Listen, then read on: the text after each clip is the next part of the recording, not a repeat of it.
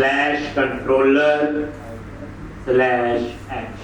ठीक, अब आप रन करोगे, ये देखो जैसे रन करेंगे सबसे पहले कस्टमर उसके होम कंट्रोलर ये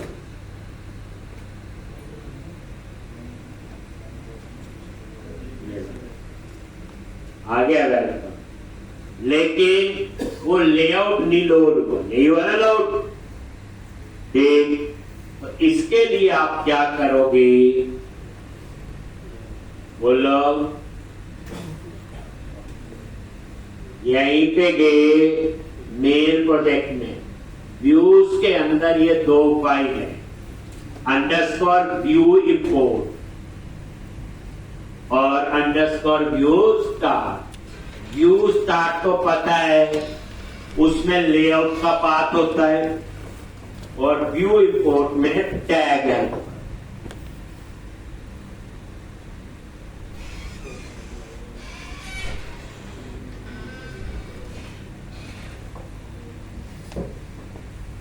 व्यू स्टार्ट में क्या होगा,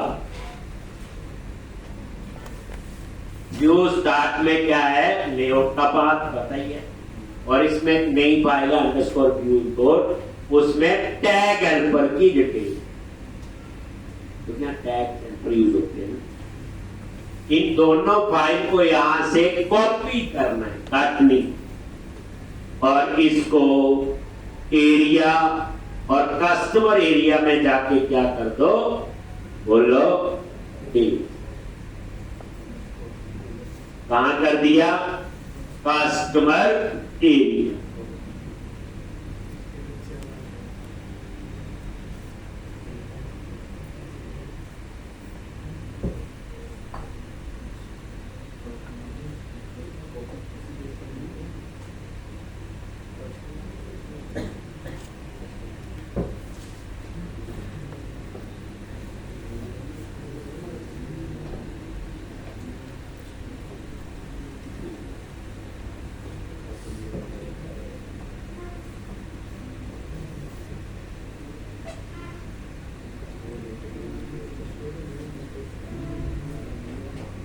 आप डालोगे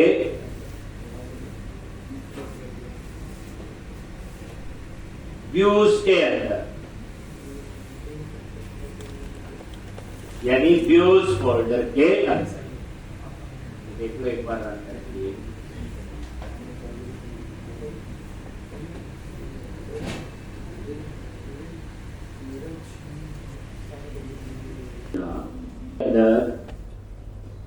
और ये व्यूज के अंदर पेस्ट कर। यही है दोनों फाइल। एक बार इसे कंपाइल कर लेते हैं भाई। आप ये भी कर सकते हो, सारे को सॉल्यूशन पे राइट क्लिक करके रीबिल्ड सॉल्यूशन, ये पूरे प्रोजेक्ट के सारे सॉल्यूशन एक्सप्लोर को ही कंपाइल कर रहे हैं।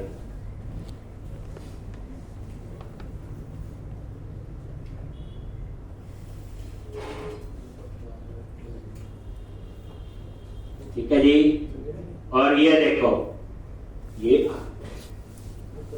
ये कहानी वो, ठीक है जी। इस पे आइडेंटिटी फ्रेमवर्क अप्लाई हो चुका है, ये तभी लॉगिन और रजिस्टर के आ रहे। ये देखो लॉगिन पे क्लिक करोगे, ये रजिस्टर, ये चलते, ये हम बाद में सीखेंगे जब आइडेंटिटी फ्रेमवर्क पढ़ेंगे। तो अब ये देखो यहां पे ये आपका आ गया कस्टमर एरिया का होम कंट्रोलर का इंडेक्स। तो ये इस तरह से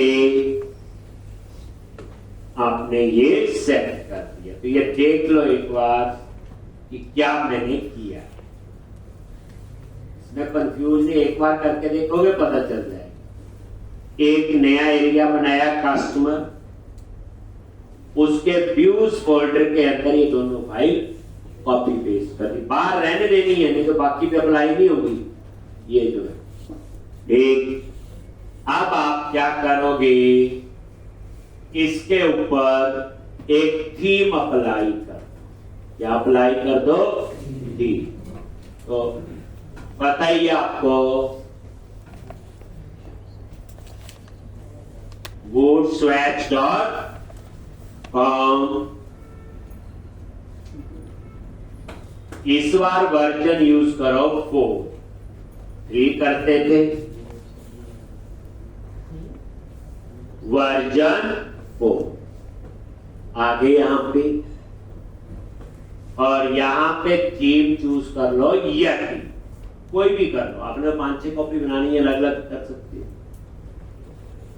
और ये यति जो है आपने चूज कर लिया, और उसके बाद ये देखो यति में ये बूटस्ट्रैप फाइल, तो इस बूटस्ट्रैप पे क्लिक किया और इस फाइल को आप ओपन कर लिया जी। अब इसको क्या करो, सिलेक्ट किया, पता है प्रोजेक्ट में आ गई,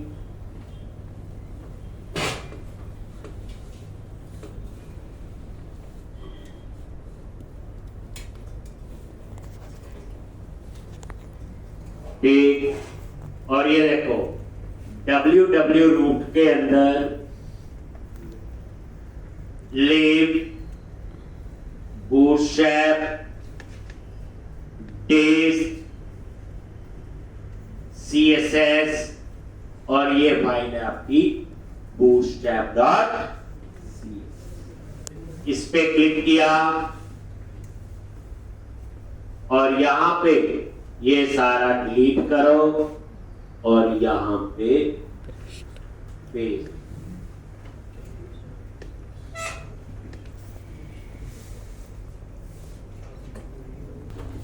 अब ये बूटस्ट्रैप फाइल है, कर लो यही फाइल है कि नहीं, तो यहां पे व्यूज के अंदर शेयर में गए और ये अंडरस्कोर लेआउट, और अंडरस्कोर लेआउट में जब गए और ये देखो ये है ना लिव, बूटस्ट्रैप, टेस्ट, CSS, और उसके बाद bootstrap.name, पर वो बूटस्ट्रैप था नाम, मेन वाली नहीं यूज कर, ये हमने तो उसी में चेंज किया तो ये मेन हटा। वैसे bootstrap.css और bootstrap.main.css में फर्क कितना होता है, जब आप डेवलपमेंट कर रहे हो तो bootstrap.css यूज करते हैं, जब प्रोडक्शन पे प्रोजेक्ट है तो मेन वाली फाइल यूज। अभी तो हम डेवलपमेंट कर रहे हैं, इसी फाइल में चेंज, ठीक है जी। अप्लाई कोड,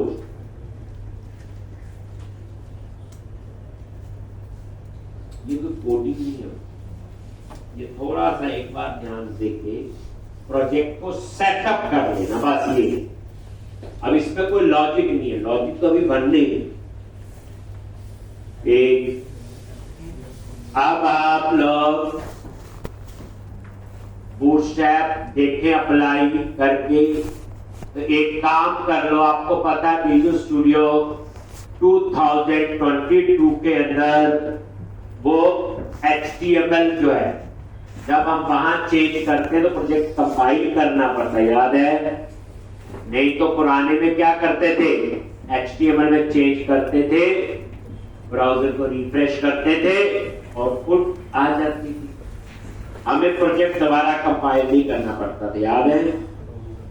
तो इसके लिए पैकेज इंस्टॉल किया था जो विजुअल स्टूडियो 2022 में नहीं है बट 19 में है। क्या करोगे,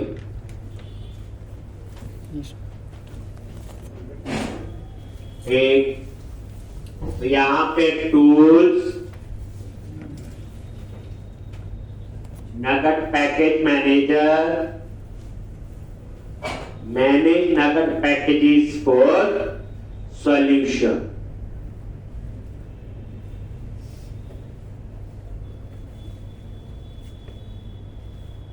करते हो कंपाइलेशन सर्च किया,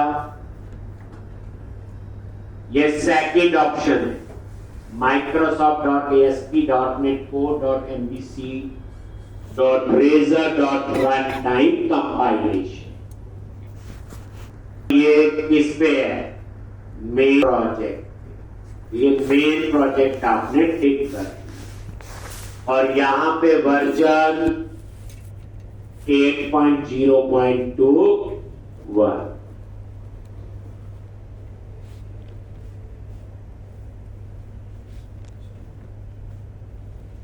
पे इंस्टॉल पे क्लिक कर, एक्सेप्ट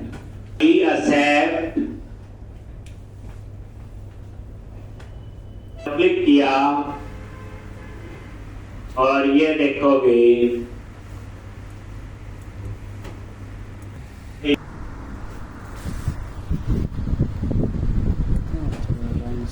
वीडियो पॉज हो रहा है। लो जी, क्या करते हो? करवाया हो program.cs में गई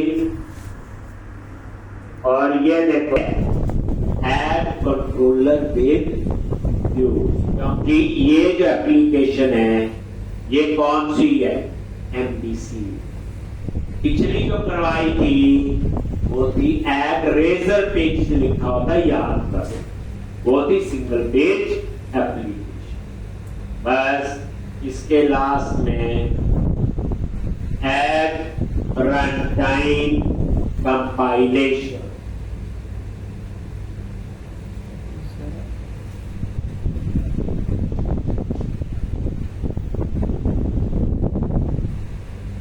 एड रनटाइम कंपाइलेशन।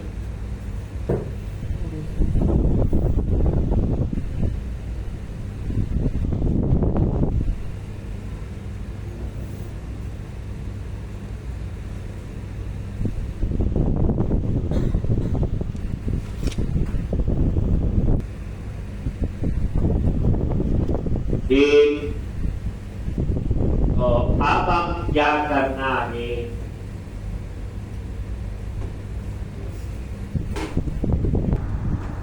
सा यहाँ डिजाइन में वैसे हाथ पैर मारते हैं।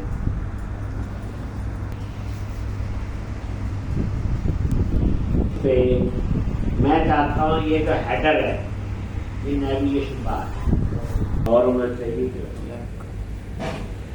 ये जो ऊपर कंटेंट लिखा कुछ और होना चाहिए। उसके बाद ये ई-कॉम प्रोजेक्ट पर ये तो लिखा आना चाहिए। अच्छा तो नहीं लग रहा है तो थोड़ा डिजाइन तो मिनिमाइज किया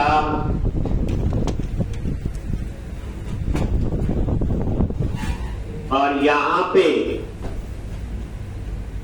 व्यूज के अंदर शेयर और अंडरस्कोर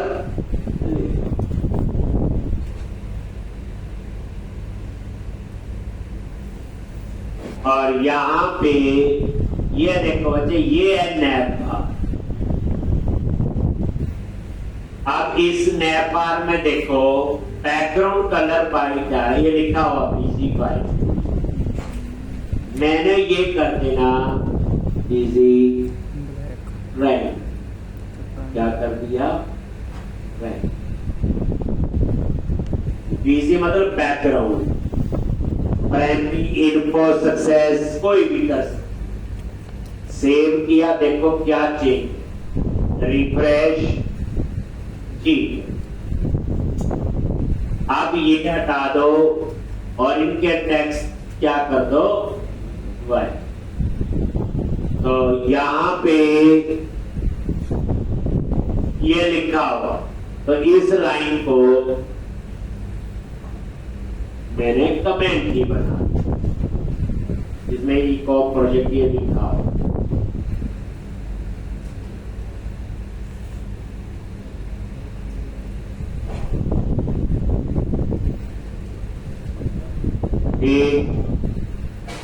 उसके बाद यहां हो प्राइवेसी और ये सबका टेक्स्ट क्या करो?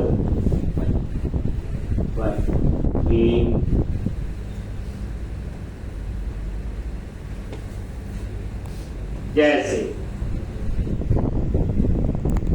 ये देखो ये है होम और प्राइवेसी, तो इसकी क्लास है, ये टेक्स्ट डार्क लिखा आ रहा है, आप क्या कर दो, टेक्स्ट, ये लो जी, रिफ्रेश, आ गया। टेक्स्ट क्या किया, डार्क की जगह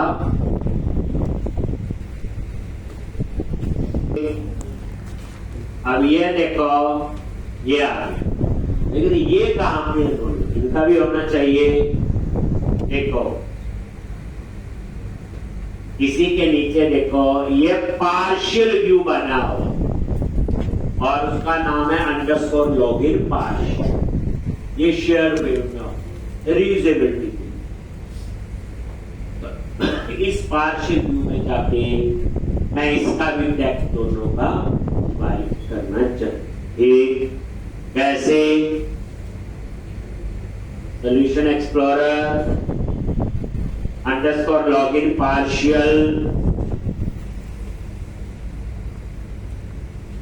और ये देखो पहले ये LI, यही है ना रजिस्टर और लॉगिन, इन दोनों का टेक्स्ट क्या कर, ये चीज भूल भी गए, बाद में भी हो सकती, ये कोई ऐसा नहीं है कि इससे प्रोजेक्ट का लॉजिक, इससे आइडिया कैसे कर सकते हैं, इसमें क्या है, एक आइडिया सामने होना चाहिए। इसका मकसद ये नहीं कि आपने बिल्कुल ऐसे ही कर एक्स वाई और रिफ्रेश हो गया एक। अब उसके बाद ये ना चेक लगाया होगा, अगर आप लॉगिन नहीं हो तो उस समय दो नजर आते हैं, लॉगिन और रजिस्टर की ऑप्शन, लेकिन जब आप लॉगिन होगे क्या नजर आए, रजिस्टर थोड़ी नजर आए, लॉगिन भी नजर नहीं आएगा। उस समय आता है लॉगआउट या वेलकम यूजर नेम कुछ लिखा हो, इन्होंने चेक लगाया हो, ये आइडेंटिटी फ्रेमवर्क का केस है, ये देखो ये ऊपर। अगर आप लॉगिन हो, साइन इन मैनेजर होता है, अब टेक्निकली छोड़ो, तो यहां आएगा, लॉगिन नहीं है तो यहां आएगा। तो जैसे लॉगिन हो तो यहां पे देखो ये इन्होंने लिखा हुआ हेलो यूजर नेम, और ये लॉगआउट का बटन है, तो यहां भी कर दो, जहां जहां टेक्स्ट बार डार्क है उसे क्या कर दो वाइट, बट इसका अभी तक नजर नहीं आएगा टेक्स्ट वाइट, और इसका भी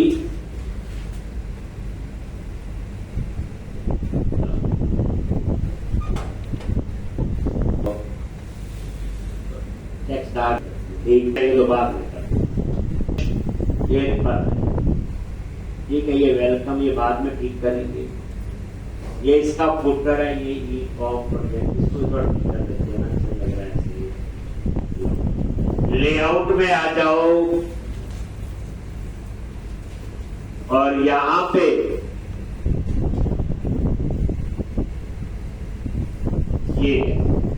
ये फुटर है, वहां कॉपी ऐसे लिखा रहा है। पहली बात यहां पे ये जरूरत नहीं है प्राइवेसी का, क्या है था। और यहां पे बुक शॉपिंग एप्लीकेशन ना कर, लॉजी रिफ्रेश किया, इसका टेक्स्ट कलर चेंज कर देते हैं, इसका यहां पे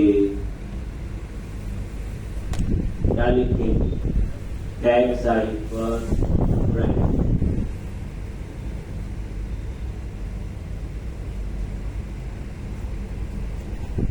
कर दिया।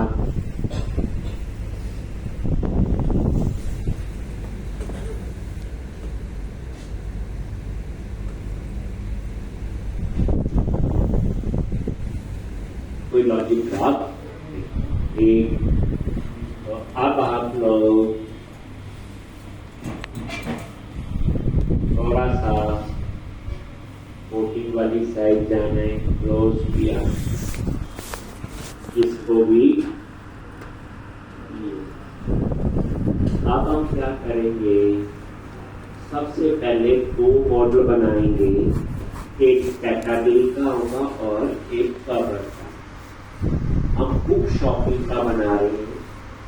कैटेगरी में क्या है, बुक की कैटेगरी होगी, ये स्पोर्ट्स की बुक है, ये कॉमेडी बुक है, ये किस चीज की बुक है। ठीक है जी, ये मास्टर टेबल होगा, बताया हुआ जिन टेबल्स में कभी कभी देखा मैनिपुलेट होता है, और इनको कौन मैनेज करेगा, एडमिनिस्ट्रेटर।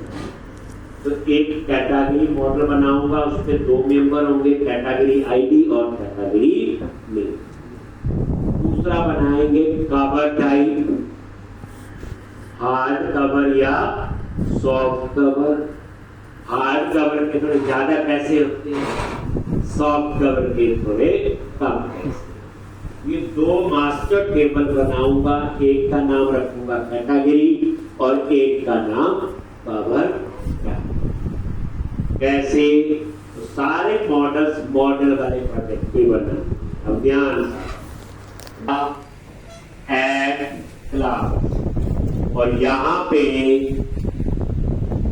आपने लिखा category, category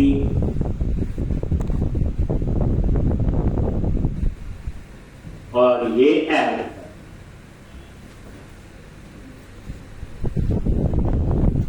public class category, और इसमें दो मेंबर होने चाहिए, कैटेगरी आईडी और category name. ID auto generate होगा, प्राइमरी की बन जाएगा, और नेम को खाली नहीं छोड़ सकते, तो ऊपर हमने रिक्वायर्ड लगा। आईडी वैसे इंटीजर में तो नल वैसे भी नहीं आता, प्राइमरी की तो क्या होती, नॉट नल एंड यूनिक। एक मॉडल और बनाएंगे, ये कोड बस की कहानी है सारी, उसका नाम होगा कवर टाइप।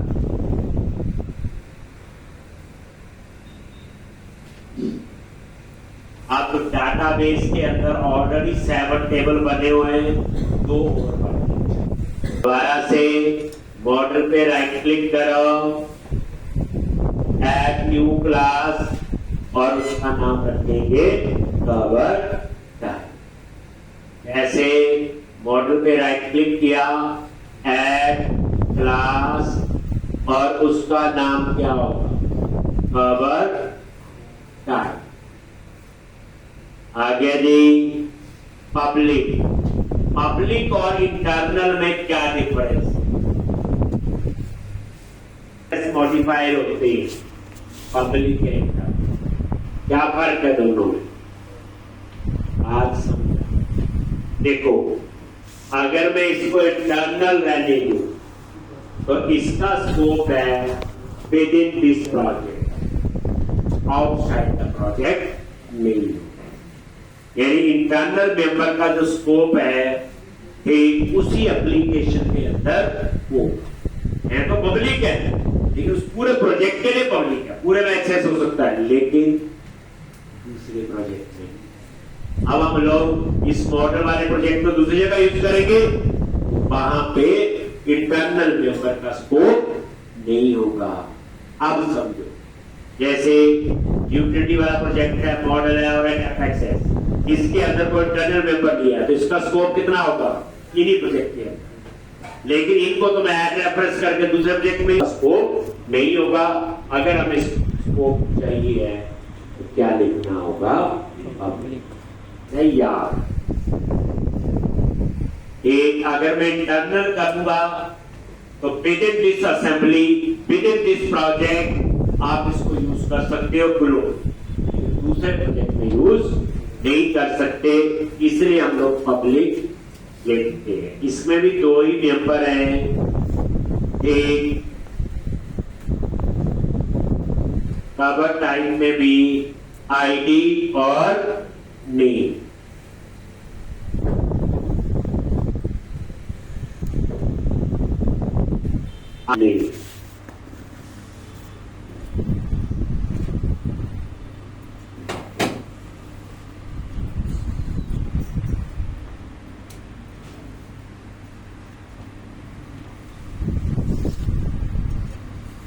आईडी और नेम। तो कवर टाइप में क्या होगा आपका? आईडी और name. Cover type hard cover या सॉफ्ट। उसके बाद आपने क्या करना है बोलो? डेटा एक्सेस वाले प्रोजेक्ट में जाना है, एप्लीकेशन डीबी को टेक्स्ट में इनको ऐड करना। ये दो मॉडल बने, ये दोनों ही मास्टर टेबल है। इनको कौन मैनेज करेगा? एडमिनिस्ट्रेटर। आगे बढ़ो, बस दो मॉडल। अब डेटा एक्सेस वाले प्रोजेक्ट में आ जाओ, ध्यान से देखो कहां कहां लिख रहे हैं। डेटा में गए और ये है एप्लीकेशन डीबी कॉन्टेक्ट। आगे एप्लीकेशन डीबी कॉन्टेक्स्ट, और ये देखो यहां पे इसके अब यहां पे कैटेगरी और कवर टाइप को एक्सेस करना है तो दूसरे प्रोजेक्ट में हमें उस प्रोजेक्ट का रेफरेंस करके ऐड करना पड़ेगा। कैसे करोगे? डेटा एक्सेस वाले प्रोजेक्ट पे राइट क्लिक करो, ऐड प्रोजेक्ट रेफरेंस।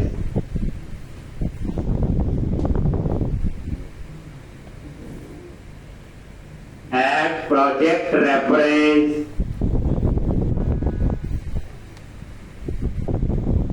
और यहां पे कौन से वाला? मॉडल वाला। ये एक्सेस करना है। एक अगर मैं इंटरनल लूंगा तो मैं इसमें यूज नहीं करता, तभी हमने पब्लिक है। आप लोग इस डेटा एक्सेस में चेक कर लो।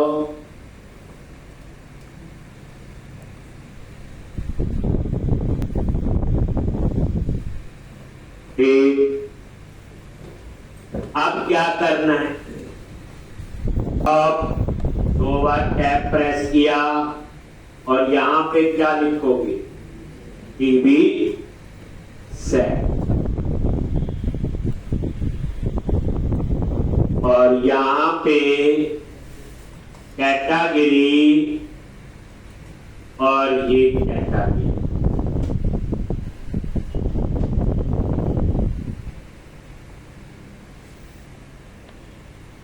और यहां पे अब टैब प्रेस किया, टीवी सेट, कवर टाइप और ये।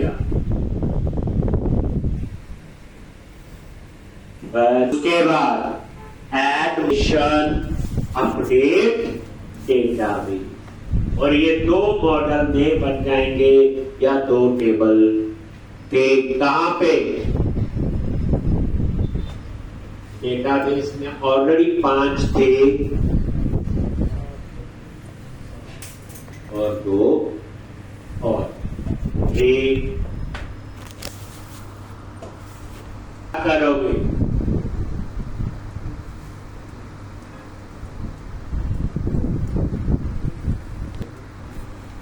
और ये देखो पैकेज मैनेजर कंसोल। और यहां प्रोजेक्ट चूज करना है कौन सा? Data access. ये चूज किया डेटा एक्सेस एक। और यहां पे आपने क्या लिखना है? देखो क्या लिखते हैं? Add on migration, add category, cover type model, add category, cover type models और enter press।